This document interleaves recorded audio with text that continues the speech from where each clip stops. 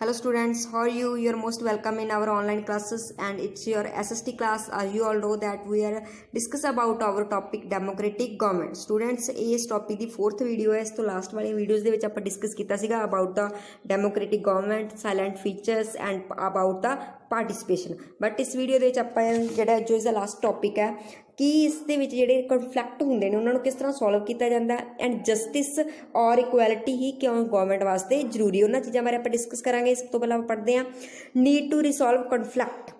Conflicts happen when, as an effect of disagreement, there is danger in an individual or groups of interest. Conflict ਕਹਿੰਦੇ ਕਈ ਵਾਰ ਕੋਈ ਚੀਜ਼ ਆਪਾਂ ਕਹਿ ਸਕਦੇ ਹੈਗੇ ਕਿਸੇ ਦੇ ਵਿੱਚ ਵੀ ਕੋਈ ਵਖਰੇਵਾਂ ਕਨਫਲਿਕਟ ਪੈਦਾ ਹੋ ਜਾਂਦੇ ਨੇ, ਠੀਕ ਹੈ। ਉਹਨਾਂ ਦਾ ਰੀਜ਼ਨ ਕੀ ਹੁੰਦਾ, ਕਈ ਵਾਰ ਕੋਈ ਚੀਜ਼ ਦੇ ਵਿੱਚ ਕੋਈ ਇਫੈਕਟ ਹੁੰਦਾ ਕਿਸੇ ਚੀਜ਼ ਨੂੰ ਲੈ ਕੇ, ਕੋਈ ਇੱਕ ਗਰੁੱਪ ਜਾਂ ਕੋਈ ਇੱਕ ਪਰਸਨ ਉਸ ਚੀਜ਼ ਦੇ ਵਿਰੋਧ ਵਿੱਚ ਹੁੰਦਾ, ਇਸ ਕਰਕੇ ਉਹਨਾਂ ਦੇ ਵਿੱਚ ਝਗੜਾ ਜਾਂ ਮਤਭੇਦ ਪੈਦਾ ਹੋ ਜਾਂਦੇ, ਠੀਕ ਹੈ। People tend to react to the conditions based on their opinion. ਅਤੇ ਲੋਕ ਜਿਹੜੇ ਹੁੰਦੇ ਨੇ ਉਹ ਜਿਹੜੀ ਆਪਣੀ ਓਪੀਨੀਅਨ ਹੁੰਦੀ ਉਸ ਦੇ ਉੱਪਰ ਹੀ ਪਰਪੱਕ ਹੁੰਦੇ ਨੇ, ਉਸੇ ਕੰਡੀਸ਼ਨ ਦੇ ਅਕੋਰਡਿੰਗ ਹੀ ਆਪਣੀ ਜਿਹੜੀ ਓਪੀਨੀਅਨ ਹੁੰਦੀ ਉਸ ਦੇ ਅਕੋਰਡਿੰਗ ਹੀ ਉਹ ਰਿਐਕਟ ਕਰਦੇ ਨੇ, ਤਾਂ ਜੋ ਜਿਸ ਕਰਕੇ ਜਿਹੜਾ ਇਹ ਝਗੜਾ ਜਾਂ ਕਿਸੇ ਵੀ ਤਰ੍ਹਾਂ ਦਾ ਕੋਈ ਮਤਭੇਦ ਉਹ ਜ਼ਿਆਦਾ ਵੱਧ ਜਾਂਦਾ, ਠੀਕ ਹੈ।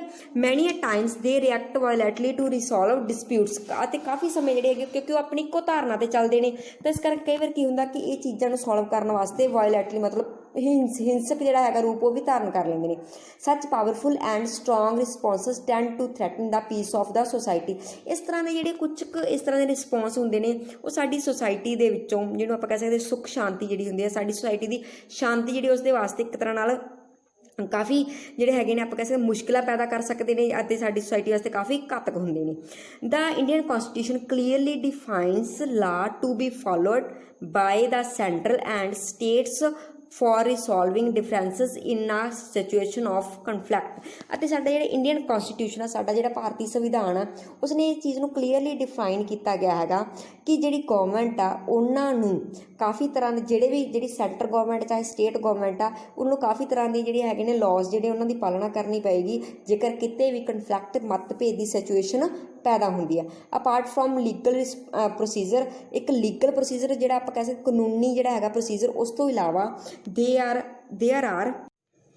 there are alternatives like negotiation, mediation and conciliation। ਜਿਸ ਤਰ੍ਹਾਂ ਆਪਾਂ ਕਹਿ ਸਕਦੇ ਹੈਗੇ ਕਿ ਸਮਝੌਤਾ, ਗੱਲਬਾਤ ਜਾਂ ਮੀਡੀਆ ਦਾ ਜਰੀਆ ਲੈ ਕੇ ਕਿਸੇ ਵੀ ਤਰ੍ਹਾਂ ਦੇ ਜਿਹੜੇ ਹੈਗੇ ਨੇ ਅਲੱਗ-ਅਲੱਗ ਜਿਹੜੇ ਆਲਟਰਨੇਟਿਵਸ ਹੈਗੇ ਨੇ ਜਿਨ੍ਹਾਂ ਦੇ ਜਰੀਏ ਉਹਨਾਂ ਦੇ ਕਨਫਲਿਕਟ ਜਿਹੜੇ ਹੈਗੇ ਨੇ ਉਹਨਾਂ ਨੂੰ ਦੂਰ ਕੀਤਾ ਜਾ ਸਕਦਾ।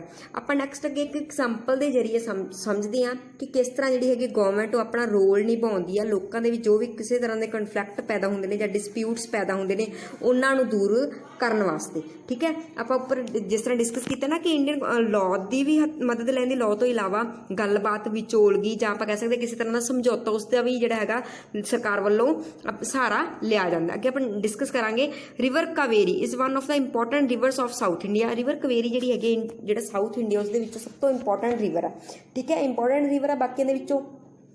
It became the center of dispute when there is a fight over sharing of water between Tamil Nadu and Karnataka. Both Meteor Dam and Krishna Raja Sagar Dam are on this river. The conflict arose as Tamil Nadu felt that Karnataka was not releasing enough water for irrigation purpose during season of insufficient rainfall. Both states did not relent and refused to negotiation on the issue. Ultimately, the government set up a Kaveri Water Dispute Tribunal to ensure fair distribution of water between the two states. ਇਸ ਦੇ ਵਿੱਚ ਕੀ ਹੈ ਬੱਚੇ, ਇੱਥੇ ਦੱਸਿਆ ਗਿਆ ਕਿ ਜਿਹੜੀ ਰਿਵਰ ਕਵੇਰੀ ਆ ਸਾਊਥ ਇੰਡੀਆ ਦੇ ਵਿੱਚੋਂ ਇੱਕ ਕਾਫੀ ਫੇਮਸ ਰਿਵਰ ਹੈਗੀ ਆ, ਤਾਂ ਉਹਦੇ ਵਿੱਚ ਕੀ ਹੈਗਾ ਕਿ ਉੱਥੇ ਜਿਹੜੇ ਇੱਕ ਲੜਾਈ ਹੋ ਗਈ ਸੀ ਤਾਮਿਲਨਾਡੂ ਤੇ ਕਰਨਾਟਕਾ ਦੀ ਗਵਰਨਮੈਂਟ ਦੇ ਵਿੱਚ, ਕਿਉਂਕਿ ਜਿਹੜੀ ਕਰਨਾਟਕਾ ਤੇ ਤਾਮਿਲਨਾਡੂ ਦੀ ਗਵਰਨਮੈਂਟ ਸੀਗੀ ਉਹ ਜਿਹੜੀ ਆਪਣੀ ਕਵੇਰੀ ਰਿਵਰ ਹੈਗੀ ਉਹਦੇ ਉੱਪਰ 2 ਡੈਮ ਬਣੇ ਹੋਏ ਨੇ, ਠੀਕ ਹੈ। ਤਾਂ ਜਿਹੜੀ ਇਹਨਾਂ ਦੋਨਾਂ ਸਰਕਾਰਾਂ ਦੇ ਵਿੱਚ ਕਨਫਲਿਕਟ ਹੀ ਪੈਦਾ ਹੋ ਗਏ ਸੀ ਕਿਉਂਕਿ ਜਿਹੜੀ ਤਾਮਿਲਨਾਡੂ ਦੀ ਗਵਰਨਮੈਂਟ ਸੀ ਉਹ ਇਹ ਸੋਚਦੀ ਸੀਗੀ ਕਰਨਾਟਕਾ ਵੱਲੋਂ ਜਦੋਂ ਵੀ ਪਾਣੀ ਦੀ ਜ਼ਿਆਦਾ ਜ਼ਰੂਰਤ ਹੁੰਦੀ ਹੈ, ਸਿੰਚਾਈ ਦੀ ਜ਼ਿਆਦਾ ਜ਼ਰੂਰਤ ਹੁੰਦੀ ਹੈ, ਜਦੋਂ ਘੱਟ ਰੇਨਫਾਲ ਹੁੰਦੀ ਹੈ ਉਦੋਂ ਉਹਨਾਂ ਵੱਲੋਂ ਪਾਣੀ ਬਹੁਤ ਘੱਟ ਮਾਤਰਾ ਵਿੱਚ ਛੱਡਿਆ ਜਾਂਦਾ। ਤਾਂ ਦੋਨੋਂ ਸਟੇਟ ਸੀ ਕਿਸੇ ਵੀ ਤਰ੍ਹਾਂ ਨਾਲ ਕੋਈ ਵੀ ਗੱਲਬਾਤ ਜਾਂ ਸਮਝੌਤਾ ਕਰਨ ਲਈ ਤਿਆਰ ਨਹੀਂ ਸੀਗੀਆਂ। ਤਾਂ ਇਸ ਦੇ ਆਖਿਰਕਾਰ ਗਵਰਨਮੈਂਟ ਨੂੰ ਕੀ ਕਰਨਾ ਪਿਆ, ਉਹਨਾਂ ਨੇ ਕਵੇਰੀ ਵਾਟਰ ਡਿਸਪਿਊਟ ਜਿਹੜਾ ਹੈਗਾ ਟ੍ਰਿਬਿਊਨਲ ਜਿਹੜਾ ਸੀਗਾ ਉਹ ਬਣਾਉਣਾ ਪਿਆ ਤਾਂ ਜੋ ਉਹਨਾਂ ਦੇ ਵਿੱਚ ਫੇਅਰ ਡਿਸਟ੍ਰੀਬਿਊਸ਼ਨ ਹੋ ਸਕੇ, ਪਾਣੀ ਦੀ ਦੋਨਾਂ ਸਟੇਟਸ ਨੂੰ ਇਕੁਅਲ ਪਾਣੀ ਜਿਹੜਾ ਹੈਗਾ ਉਹ ਜਾ ਸਕੇ। ਇਸ ਤਰ੍ਹਾਂ ਸਟੂਡੈਂਟਸ ਤੁਹਾਨੂੰ ਸਮਝ ਆ ਗਿਆ ਨਾ ਕਿ ਕਿਸ ਤਰ੍ਹਾਂ ਜਿਹੜੀ ਹੈਗੀ ਇੱਕ ਸਰਕਾਰ ਹੈ ਕਿਸੇ ਵੀ ਤਰ੍ਹਾਂ ਦੀ ਕੋਈ ਜਿਹੜਾ ਡਿਸਪਿਊਟ ਪੈਦਾ ਹੁੰਦੇ ਨੇ ਤਾਂ ਉਹਨਾਂ ਵਿੱਚ ਆਪਣਾ ਰੋਲ ਕਿਸ ਤਰ੍ਹਾਂ ਨਿਭਾਉਂਦੀ ਹੈ। ਠੀਕ ਹੈ, ਨੀਚੇ ਰਿਵਰ ਕਾਵੇਰੀ ਦੀ ਜਿਹੜੀ ਪਿਕਚਰ ਬਣੀ ਹੋਈ ਹੈ ਜਿਸ ਤੋਂ ਦੋ ਸਟੇਟਸ ਨੂੰ ਜਿਹੜਾ ਹੈਗਾ ਪਾਣੀ ਜਾਂਦਾ। ਅੱਗੇ ਕੀ, at the time religious celebrations led to violence and tension. In such situation the government should intervene by bringing the representatives of respective community on the negotiation table so that peace and harmony can be maintained in the state.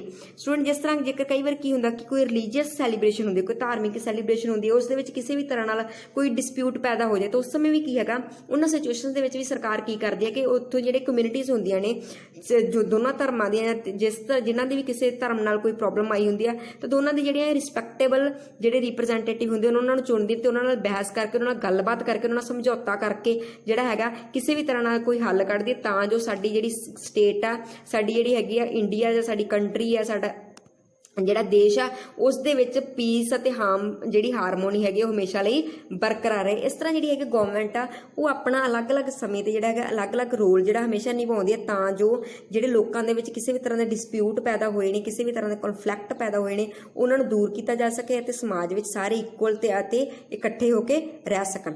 Next ਆਪਣੇ ਕੋਲ need for equality and justice. Equality is a very important element of democracy. Equality ਮਤਲਬ ਸਮਾਨਤਾ ਜਿਹੜੀ democracy ਹੈ ਸਾਡੀ ਲੋਕਤੰਤਰੀ ਸਰਕਾਰ ਆ ਉਸ ਦਾ ਬਹੁਤ ਹੀ ਇੰਪੋਰਟੈਂਟ ਹਿੱਸਾ। In democracy everybody is equal in the eyes of law which means equal status and opportunities. ਠੀਕ ਹੈ, ਜਿਹੜਾ ਸਾਡਾ ਕਾਨੂੰਨ ਆ ਡੈਮੋਕ੍ਰੇਸੀ ਦੇ ਅਕੋਰਡਿੰਗ ਕਾਨੂੰਨ ਦੀ ਨਜ਼ਰ ਵਿੱਚ ਸਾਰੇ ਬਰਾਬਰ ਨੇ, ਮਤਲਬ ਕਿ ਸਾਰਿਆਂ ਦਾ ਸਟੇਟਸ ਵੀ ਬਰਾਬਰ ਹੈਗਾ ਐਂਡ ਸਾਰਿਆਂ ਨੂੰ ਓਪਰਚੁਨਿਟੀਜ਼ ਮੌਕੇ ਵੀ ਬਰਾਬਰ ਮਿਲਦੇ ਨੇ। Equality can be achieved only when it is just distribution of resources. ਕਹਿੰਦੇ ਵੈਸੇ ਤਾਂ ਇਕੁਐਲਿਟੀ ਜਿਹੜੀ ਹੈਗਾ ਹਮੇਸ਼ਾ ਜਿਹੜੀ ਹੈਗੀ ਆ ਉਦੋਂ ਹੀ ਲਈ ਜਾ ਸਕਦੇ ਜਦੋਂ ਜਿਹੜੇ ਜਿੰਨੇ ਵੀ ਸਾਧਨ ਨੇ, ਜਿੰਨੇ ਵੀ ਰਿਸੋਰਸਿਸ ਨੇ ਹਿਊਮਨ ਦੇ ਡਿਵੈਲਪਮੈਂਟ ਵਾਸਤੇ ਉਹ ਸਾਰੇ ਕੀ ਹੋਣ, ਇਕੁਅਲ ਉਹਨਾਂ ਦੀ ਡਿਸਟ੍ਰੀਬਿਊਸ਼ਨ ਹੋਵੇ। Equality and justice go hand in hand and this is highlighted in the policies of the government. ਜਿਹੜਾ ਇਕੁਐਲਿਟੀ ਉਹ ਜਿਹੜੀ ਹੱਥ ਤੋਂ ਹੱਥ ਅੱਗੇ ਜਾ ਰਹੀ ਹੈ। ਇਸ ਤਰ੍ਹਾਂ ਆਪਾਂ ਕਹਿ ਸਕਦੇ ਹਾਂ ਜਿੰਨੀਆਂ ਵੀ ਗਵਰਨਮੈਂਟ ਪਾਲਿਸੀਜ਼ ਹੁੰਦੀਆਂ ਨੇ ਉਹਨਾਂ ਦੇ ਵਿੱਚ ਜਿਹੜੀ ਹੈਗੀਆਂ ਨੇ ਇਕੁਐਲਿਟੀ ਨੂੰ ਹਾਈਲਾਈਟ ਕੀਤਾ ਗਿਆ ਹੁੰਦਾ।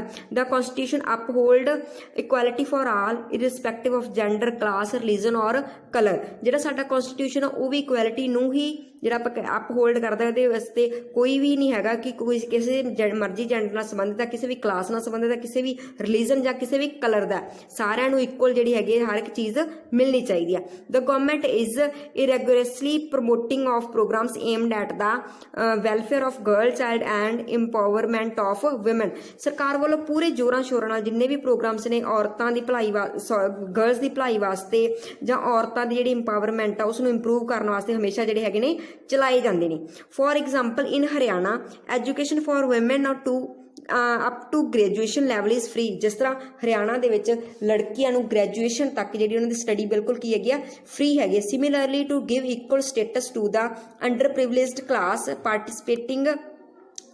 ਪ੍ਰੈਕਟਿਸਾਈਜ਼ਿੰਗ untouchability is banned in India. ਇਸੇ ਤਰ੍ਹਾਂ ਜਿਹੜੇ ਕਿ ਇਕੁਅਲ ਸਟੇਟਸ ਦੇਣ ਵਾਸਤੇ ਜਿਹੜੇ ਅੰਡਰ ਪ੍ਰਿਵਿਲਾਈਜ਼ਡ ਨੇ ਲੋਕ ਨੇ, ਗਰੀਬ ਲੋਕ ਨੇ ਜਾਂ ਕਿ ਅਨਟਚੇਬਿਲਿਟੀ ਜਿਹੜੇ ਛੋਟੀਆਂ ਜਾਤਾਂ ਦੇ ਲੋਕ ਨੇ ਉਹਨਾਂ ਨਾਲ ਜਿਹੜੀ ਹੈਗੀ ਆਪਾਂ ਕਹਿ ਸਕਦੇ ਪੂਰੀ ਤਰ੍ਹਾਂ ਇੰਡੀਆ ਦੇ ਵਿੱਚ ਬੈਨ। ਆਪਾਂ ਕਿਸੇ ਨਾਲ ਵੀ ਇਸ ਤਰ੍ਹਾਂ ਦਾ ਭੇਦਭਾਵ ਨਹੀਂ ਕਰ ਸਕਦੇ ਕਿ ਉਹ ਛੋਟੀ ਜਾਤ ਦਾ ਜਾਂ ਅਸੀਂ ਉਸ ਨੂੰ ਟੱਚ ਨਹੀਂ ਕਰਨਾ।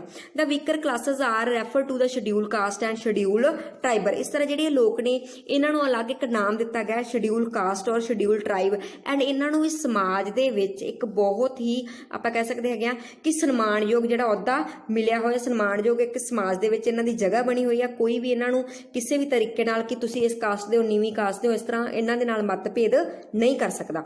ਨੈਕਸਟ ਆ ਇਹਨਾਂ ਲੋਕਾਂ ਵਾਸਤੇ ਕੁਝ ਸਪੈਸ਼ਲ ਪ੍ਰੋਵੀਜ਼ਨਸ ਵੀ ਸਰਕਾਰ ਵੱਲੋਂ ਰਿਜ਼ਰਵ ਕੀਤੇ ਗਏ ਨੇ। ਜਿਸ ਤਰ੍ਹਾਂ reservation of seats in government jobs, ਇਹਨਾਂ ਨੂੰ ਜਿਹੜੀ ਗਵਰਨਮੈਂਟ ਜੌਬਸ ਉਹਨਾਂ ਦੇ ਵਿੱਚ ਜਿਹੜੇ ਸੀਟਸ ਨੇ ਰਿਜ਼ਰਵ ਮਿਲਦੇ ਨੇ। ਐਜੂਕੇਸ਼ਨਲ ਇੰਸਟੀਟਿਊਸ਼ਨਸ ਦੇ ਵਿੱਚ ਵੀ ਜਿਹੜੀਆਂ ਨੇ ਰਿਜ਼ਰਵ ਸੀਟਸ ਮਿਲਦੇ ਨੇ। ਉਸ ਤੋਂ ਇਲਾਵਾ ਵੂਮੈਨਸ ਵਾਸਤੇ ਅਲੱਗ ਐਜੂਕੇਸ਼ਨ ਇੰਸਟੀਟਿਊਸ਼ਨਸ ਬਣਾਏ ਗਏ ਨੇ।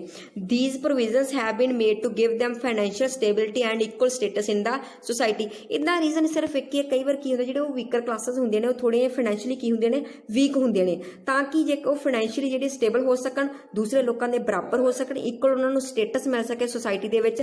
ਇਸ ਕਰਕੇ ਗਵਰਨਮੈਂਟ ਦੁਆਰਾ ਟਾਈਮ ਟੂ ਟਾਈਮ ਜਿਹੜੇ ਹੈਗੇ ਨੇ ਲੋਕਾਂ ਵਾਸਤੇ ਪ੍ਰੋਗਰਾਮ ਚਲਾਏ ਜਾਂਦੇ ਨੇ। ਇਹਨਾਂ ਪ੍ਰੋਗਰਾਮਸ ਦੇ ਨਾਲ ਨਾਲ ਉਹਨਾਂ ਨੂੰ ਗਵਰਨਮੈਂਟ ਸੀਟਸ ਦੇ ਵਿੱਚ ਜਾਂ ਹੋਰ ਵੀ ਕਾਫੀ ਇੰਸਟੀਟਿਊਸ਼ਨਸ ਦੇ ਵਿੱਚ ਜਿਹੜੀਆਂ ਹੈਗੇ ਨੇ ਉਹਨਾਂ ਦੇ ਸੀਟਸ ਕੀ ਕੀਤੀਆਂ ਜਾਂਦੀਆਂ ਨੇ, ਰਿਜ਼ਰਵ ਕੀਤੀਆਂ ਜਾਂਦੀਆਂ ਨੇ। ਸੋ ਸਟੂਡੈਂਟਸ ਆਪਾਂ ਇਹ ਸਾਰਾ ਲੈਸਨ ਇੱਥੇ ਜਿਹੜਾ ਹੈਗਾ ਆਪਣਾ ਇਹ ਲੈਸਨ ਸਮਾਪਤ ਹੁੰਦਾ।